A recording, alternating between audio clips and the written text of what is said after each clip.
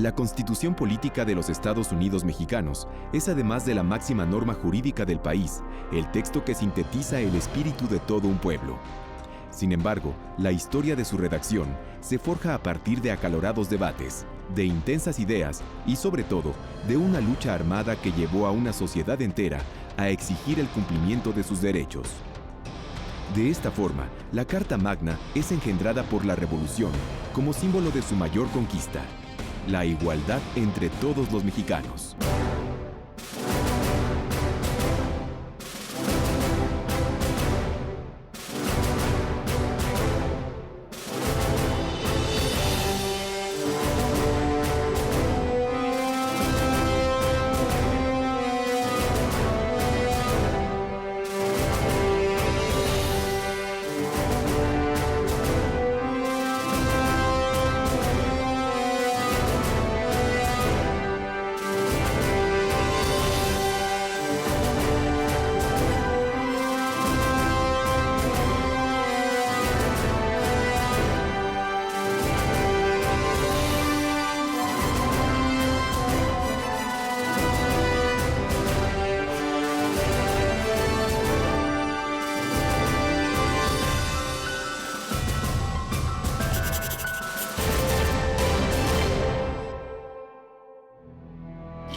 La prolongada permanencia de Porfirio Díaz en el poder, la inamovilidad de su gabinete y las enormes desigualdades e injusticias sociales, entre las que se contaron el despojo de campesinos de sus tierras mediante la ley de deslinde y colonización de tierras baldías, la presión sobre la clase media y los pequeños comerciantes mediante créditos bancarios manejados por la oligarquía, y la sobreexplotación laboral dentro de fábricas, fincas y minas, crearon un clima de cólera generalizado, que al final desembocó en numerosas huelgas como la de Río Blanco y Cananea, antecedentes directos de la lucha armada.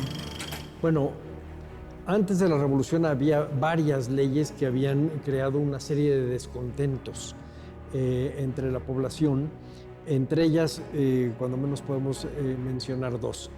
Una que es la de terrenos baldíos y colonización de los 1880. Y la otra es aquella que se salta al municipio libre para proponer la existencia de un jefe político que dependía directamente del presidente de la República. En 1908, la revista Pearson's Magazine publicó la famosa entrevista Díaz-Creelman, en la que el presidente afirmaba no tener la intención de reelegirse. Sin embargo, se postuló en las siguientes elecciones, ganando mediante el fraude. Sin embargo, durante estos comicios, un joven llamado Francisco I. Madero presentó su candidatura para ocupar la presidencia. Luego de la usurpación del poder por parte de Díaz, sería enviado al exilio, entendiendo con esto la necesidad de desencadenar un movimiento social de mayor fuerza. Pensando en esto, redactó el Plan de San Luis, documento que daría origen a la revolución que inició el 20 de noviembre de 1910.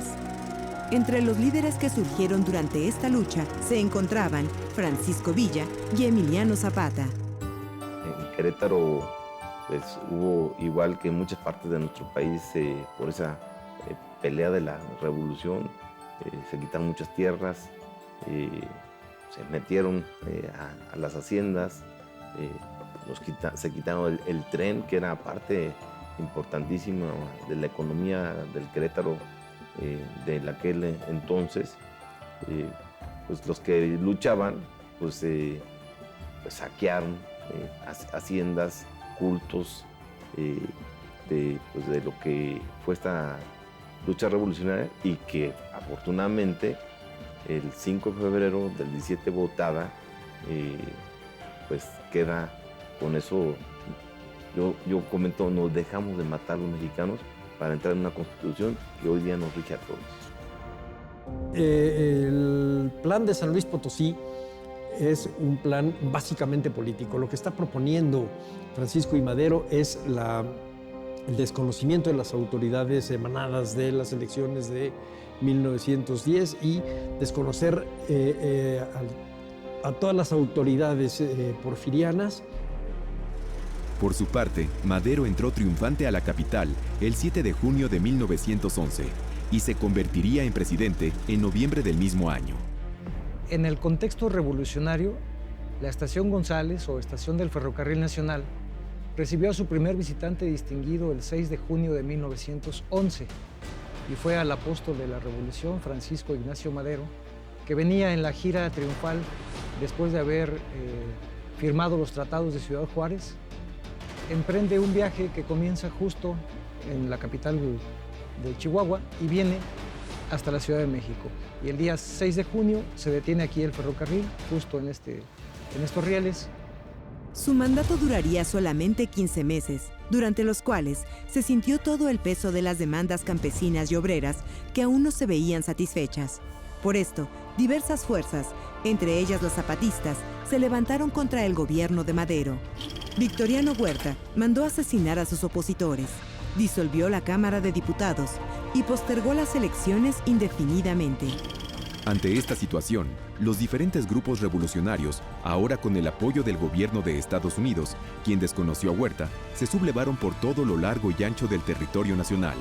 En el norte, en Chihuahua, Sonora, Sinaloa y Tamaulipas, Francisco Villa se levantaba en armas. Y en el sur, Zapata hacía lo mismo.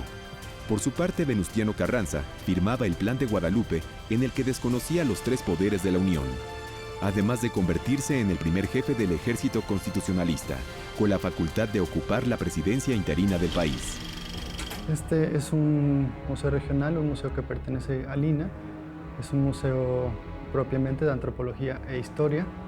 No tenemos un tema específico sobre la Constitución, pero hablamos de la historia de Querétaro desde una visión regional y, sobre todo, de todos los sucesos nacionales donde el Estado tuvo algún tipo de participación, en este caso la Constitución de 1917. Nacido en Durango en 1878 y siendo un hombre sin estudios, pero con una enorme inteligencia, Doroteo Arango, conocido como Francisco Villa, en 1910 se unió al movimiento maderista con la intención de deponer a Díaz. Luego del asesinato de Madero, Villa establecería uno de los ejércitos revolucionarios más organizados, conocido como la División del Norte, lo que lo llevó a obtener numerosas victorias, entre las que destaca el ataque a Zacatecas, que debilitó profundamente el régimen huertista, y la ocupación de la Ciudad de México en 1914. El día 1 de octubre llega a la ciudad de Querétaro el general Álvaro Obregón con su división del noroeste, que eran ya con Pablo González y con Álvaro Obregón, dos de las tres más poderosas divisiones del ejército constitucionalista hicieron presencia en Querétaro. Pablo González recibe a Álvaro Obregón en el restaurante de la estación, donde toman sus alimentos y hacen la estrategia para proseguir hacia la Ciudad de México, que fue, digamos, el sitio de los huertistas que ya habían venido retrocediendo desde el norte del país, y a partir de Querétaro hay vía libre hasta la población de Teoloyucan, en donde finalmente se firman los tratados de Teoloyucan el 13 de agosto de 1914, que es la conclusión de la etapa constitucionalista de la Revolución. Se firman dos actas, una es la rendición incondicional de la Ciudad de México y la otra más importante es la disolución del Ejército Federal. Con esto ocurre el proceso de legitimación del movimiento revolucionario constitucionalista.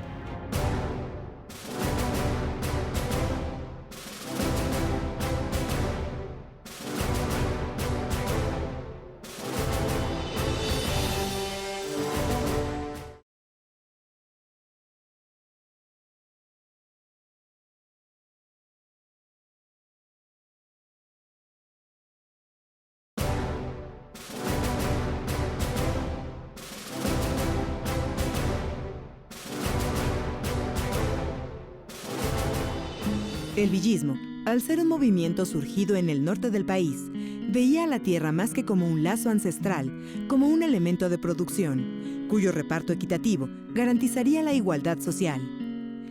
Ya en 1911, Zapata había lanzado el Plan de Ayala, que además de la redención de los indígenas y el reparto de las tierras de cultivo, desconocía a Madero como presidente al no haber cumplido con las necesidades de los más pobres. En 1911 se desdobla el artículo 3 del Plan de San Luis Potosí en un descontento campesino en el centro sur de México y da como resultado el Plan de Ayala. El Plan de Ayala es efectivamente el plan que sí abre a la revolución las posibilidades de que fuese una revolución no solamente de tintes políticos, entendidos estos como aquellos que llevan a ajustar los mecanismos electorales y de elección de las autoridades, sino de que haya una reforma que beneficie las condiciones de vida de la población. El zapatismo fue el ala revolucionaria que más profundamente representó los intereses de los grupos vulnerables de la sociedad, ya que buscaba la parcela libre, es decir, libre para ser trabajada por los campesinos, sin un latifundista dentro de ella y libre también de los abusos de Estado. El carrancismo fue un movimiento fuertemente antirreeleccionista que hacía hincapié en el establecimiento de la legalidad, la redacción de una nueva constitución y, sobre todo, la necesidad de la pacificación del país para establecer una nueva administración. La lucha obrera en ese momento era muy álgida.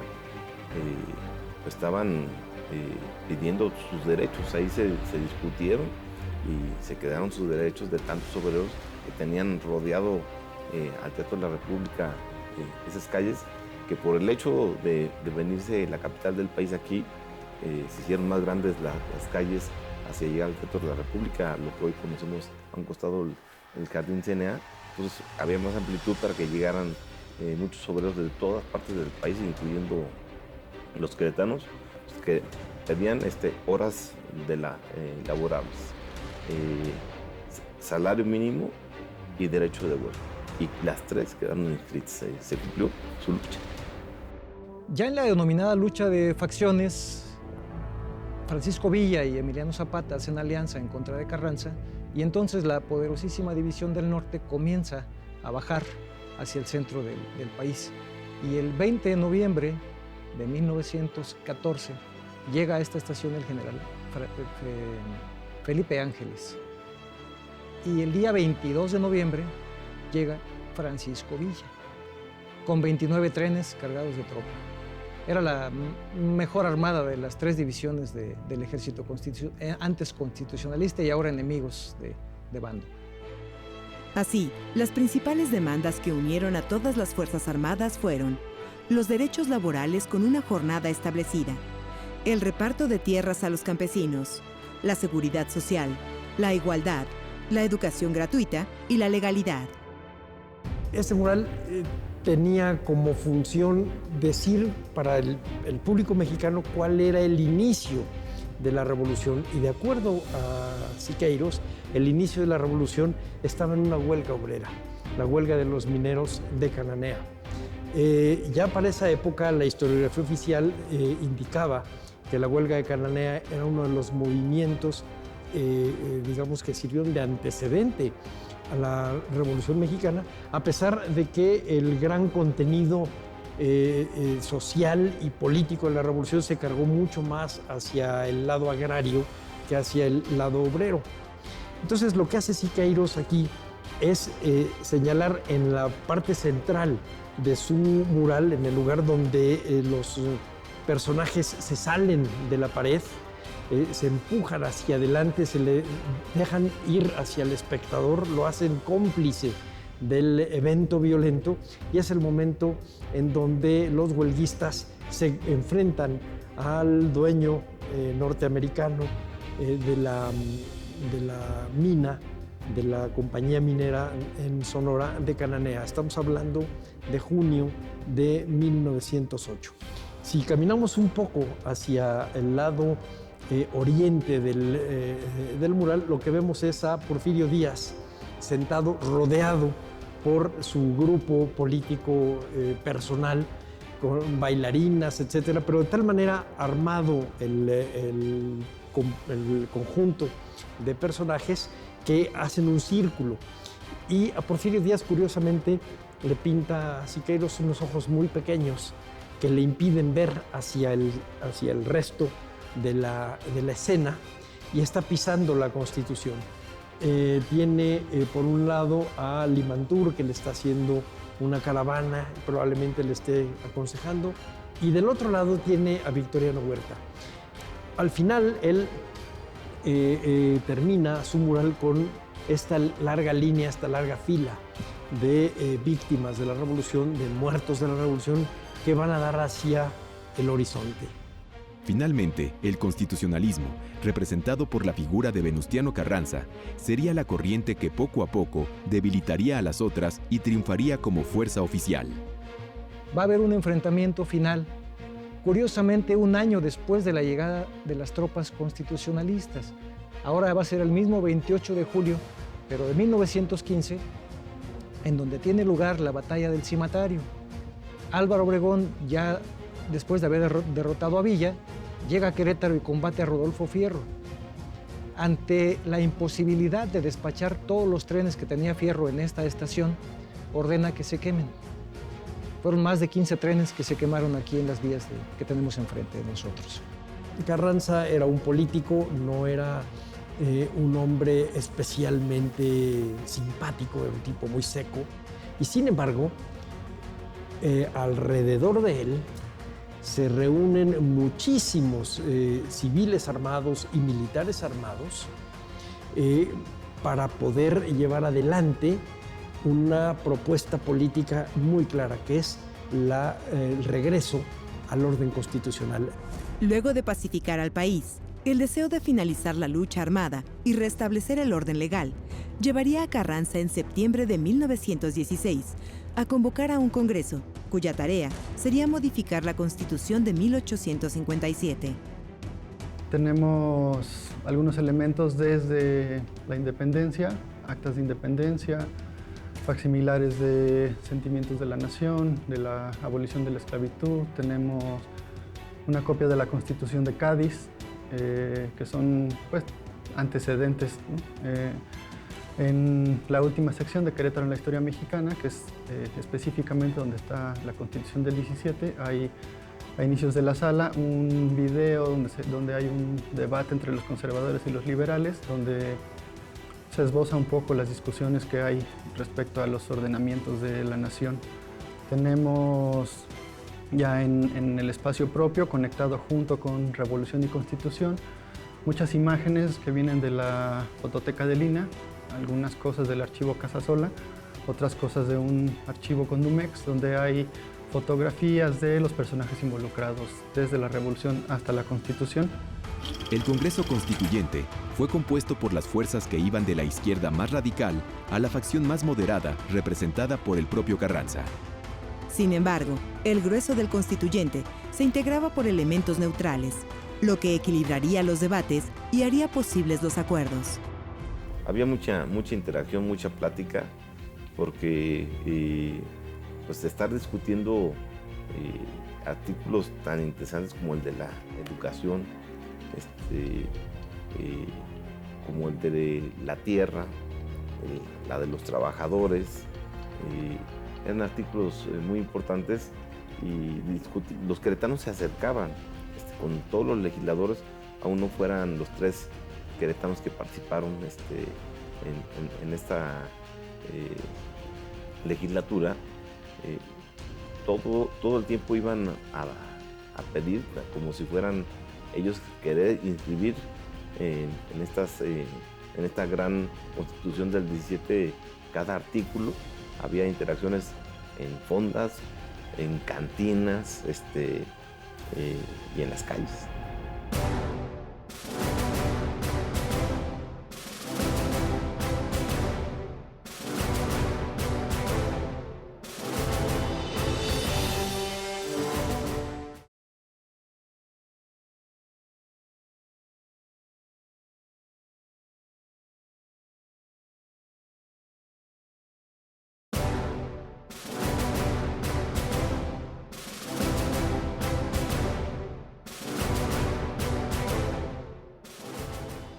El Congreso, que estaba formado por 219 integrantes y tuvo como sede el Teatro Iturbide de Querétaro, hoy Teatro de la República, sesionó desde diciembre de 1916 hasta fines de enero de 1917.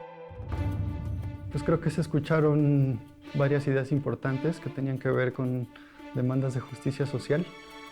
La educación laica y gratuita es un logro muy importante. Se escucharon todas las voces de los movimientos obreros, de la repartición de tierras. Creo que pues, hubo logros muy importantes en esta reforma de la Constitución. Venustiano Carranza, el 5 de febrero del 16, nombra a Querétaro la República, el lugar de la República donde vienen los tres poderes.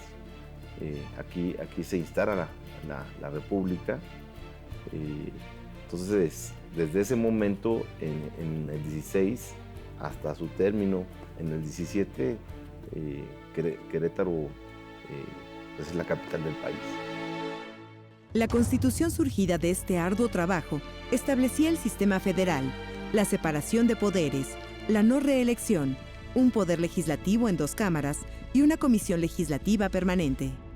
En 1965, noviembre de 1965, se acercaba el 50 aniversario de la promulgación de la Constitución del 17. El director del museo, don Antonio Arriaga, le pide a Jorge González Camarena que haga un mural alusivo a ese cincuentenario.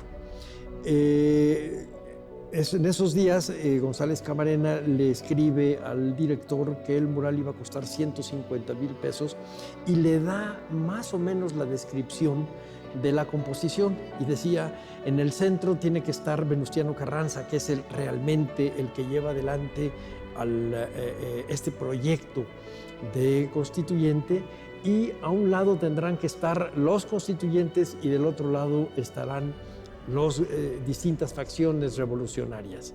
Bueno, hay un proyecto intelectual detrás de la composición de esta pintura.